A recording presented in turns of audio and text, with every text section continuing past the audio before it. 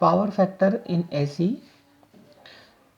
Power factor AC में क्या होता है ये आज हम देखेंगे। कल हमने देखा था कि डीसी के केस में अगर हम वोल्टेज एम्पियर किसे कहते हैं, तो हमने तब देखा था कि V इक्वल टू डीसी के केस में V इंटू जो I होता है उसे ही हम क्या कहते हैं, VA कहते हैं, मतलब वोल्टेज एम्पियर कहते हैं। आज हम एसी के अंदर पावर फैक्टर देखते हैं।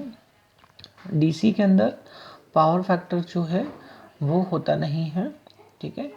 तो इसीलिए हम जो है एसी का यहाँ पर एक बार देखेंगे। तो देखिए एसी में अगर हमको पावर फैक्टर देखना है तो उसे हम क्या कहेंगे, तो एसी में जो पावर फैक्टर होता है वो V इक्वल टू होता है V इंटू आई और मल्टीप्लाई होता है पावर फैक्टर का। तो इसे अब हम एक बार ज़रा सा ड्रॉ कर लेते हैं फिर देखते हैं।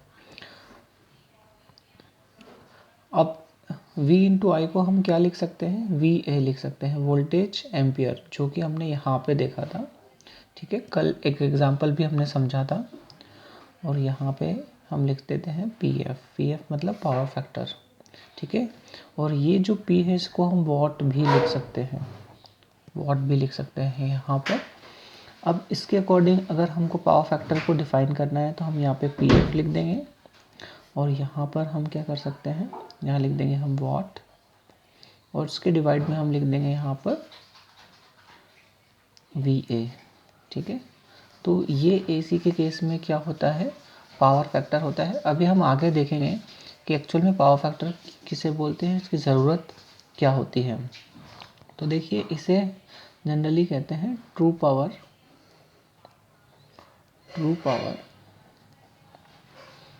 और ये जो वोल्ट एम्पियर होता है इसे कहते हैं एपरेंट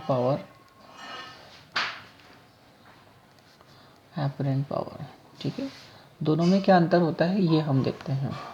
तो देखिए ट्रू पावर का मतलब होता है कि लोड ने कितना जो है पावर कंज्यूम किया है, उसे हम बोलते हैं ट्रू पावर।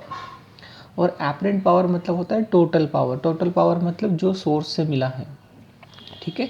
मान लीजिए कि कोई जो लोड है वो 10 वॉट का है और उसने सिर्फ 9 वॉट ही कंज्यूम किए हैं, तो यहाँ पर ट्रू पावर क्या हो जाएगी, 9 वॉट, लेकिन अवेलेबल जो था, मतलब उसको कंज्यूम कितना करना था, उसको कंज्यूम जो है वो 10 वॉट करना था। तो यहाँ पर जो 1 वॉट का लॉस हुआ है उसे हम जो है कह सकते हैं कि ये डिवाइस ने यहाँ पर 1 वॉट लॉस कर दिया है। तो इस तरह से हम ट्रू पावर और एपरेंट पावर को समझ सकते हैं। अब हम यहाँ पर बात करते हैं कि पावर फैक्टर होता क्या है एक्चुअल में। तो अगर कोई लोड जो है जितनी भी स्पेसिफिकेशन का है, कैपेसिटी का है, यदि वो उससे कम पावर को कंज्यूम करता है तो हम कहते हैं कि यहाँ पर पावर का लॉस हुआ है, ठीक है। तो उस लॉस को ही हम पावर फैक्टर के थ्रू कैलकुलेट करते हैं। अगर यहाँ पर ऐसा होता कि ये जो हमने मान लीजिए कि 10 वोल्ट का कोई लोड है और उसने 10 वोल्ट ही कंज्यूम कर लिया है, तो हम कहेंगे कि यहाँ पर पावर फैक्टर क्या हो जाएगा, यूनिटी हो जाएगा, ठीक है। यूनिटी हो जाएगा मतलब 1 हो जाएगा। और 1 के केस में हम बोलेंगे कि इस लोड का जो पावर फैक्टर है वो सही है। Generally 1 power factor resistive load के केस में होता है। एसी के अंदर रजिस्टिव लोड में कैसा होता है, तो देखिए हम यहाँ पर एक वेवफॉर्म बनाते हैं, ठीक है।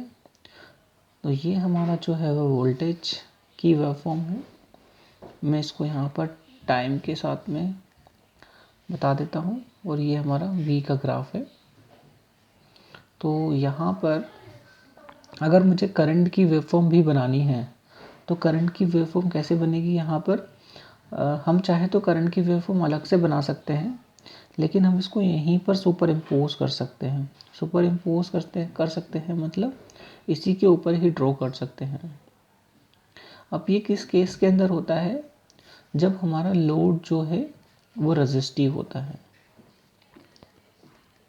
ठीक है। लोड जब रेजिस्टिव होता है तो वोल्टेज और करंट है ना, इसमें वोल्टेज भी है और करंट भी है, तो उनके फेज में कोई अंतर नहीं होता है, तो उसे हम कहते हैं रजिस्टिव लोड। और रजिस्टिव लोड में जो पावर फैक्टर होगा है ना, वो क्या होगा, वो होगा आपका 1, क्योंकि इसमें वेवफॉर्म में कोई चेंज नहीं आता, फेस में कोई डिफरेंस नहीं होता है, तो इसे हम बोल देंगे VA, ठीक है।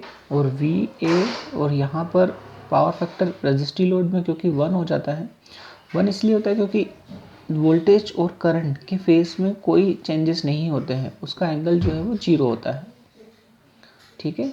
तो अगर इसका 1 में मल्टीप्लाई करेंगे तो ये VA ही रहेगा, और इसे हम क्या लिख सकते हैं, वॉट। तो देखिए हमने यहाँ पे समझा था कि पावर फैक्टर क्या होता है, true power divide by apparent power, मतलब लोड ने कितना पावर को कंज्यूम किया है और सोर्स ने कितना डिलीवर किया है, टोटल पावर कितना जाना चाहिए। तो जब पावर फैक्टर आपका 1 होता है तो देखिए इसे हम क्या कहेंगे, एपरेंट पावर, ठीक है, क्या कहेंगे, एपरेंट पावर, एपरेंट पावर, ठीक है। और ये हमारा हो जाएगा ट्रू पावर, तो दोनों इक्वल हो गए, है ना। तो जब दोनों इक्वल हो जाएंगे तो उस कंडीशन के अंदर हमारा, हम कह सकते हैं कि हमने जो डिवाइस बनाया है वो सही बनाया है, या हम ऐसा कह सकते हैं कि ये कंपनी, इसके अंदर इन्होंने सही जो है टेक्नोलॉजी का यूज़ किया है ताकि पावर का लॉस नहीं हो रहा है। और इसे ही हम क्या कहते हैं, पावर फैक्टर का कैलकुलेशन करना। जनरली 0.9 जो होता है वो सही पावर फैक्टर होता है किसी भी डिवाइस के लिए, लेकिन बहुत बार ये वेरी भी करता है ना। जैसे कि अगर इंडक्टिव लोड अगर होगा तो वेरी करेगा, कैपेसिटिव लोड होगा तो वेरी करेगा, है ना। तो इनकी वेवफॉर्म्स जो है हम आगे समझेंगे कि क्या होता है। तो ये थोड़ा सा बिट इस टाइप का टॉपिक है जिसे हम समझ सकते हैं। Thank you so much. आगे के वीडियो में हम इंडक्टिव और कैपेसिटिव की वेवफॉर्म को भी देखेंगे।